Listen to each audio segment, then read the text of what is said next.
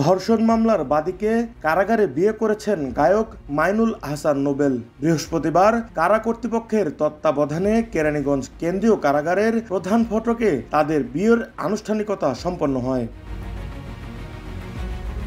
এ সময় নোবেল ও সেই নারী এবং দুজনের পক্ষ থেকে 4 জন সাক্ষী উপস্থিত ছিলেন। এ বিষয়ে ঢাকা বিভাগের কারা উপমহাপরিদর্শক জাহাঙ্গীর কবির গণমাধ্যমকে বলেন, ধর্ষণ মামলায় গ্রেফতার গায়ক মাইনুল আহসান নোবেলকে বিয়ে করার অনুমতি দেন আদালত। নোবেলের আবেদনের পরিপ্রেক্ষিতে ঢাকার চিফ মেট্রোপলিটন ম্যাজিস্ট্রেট আদালতের ম্যাজিস্ট্রেট নাজমিন আক্তার বুধবার বিয়ের আদেশ দেন।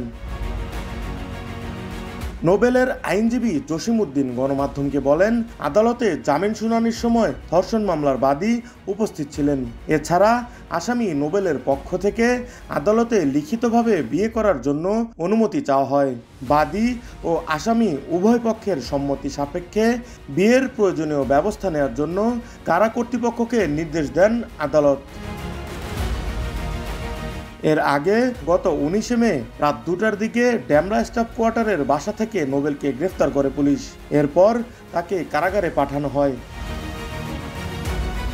মামলার এজাহারে অভিযোগ করা হয়, বাদীকে আসামি নোবেল অপহরণ ও জিম্মি করে বিয়ের প্রলোভনে 7 মাস ধরে ধর্ষণ করে আসছিলেন।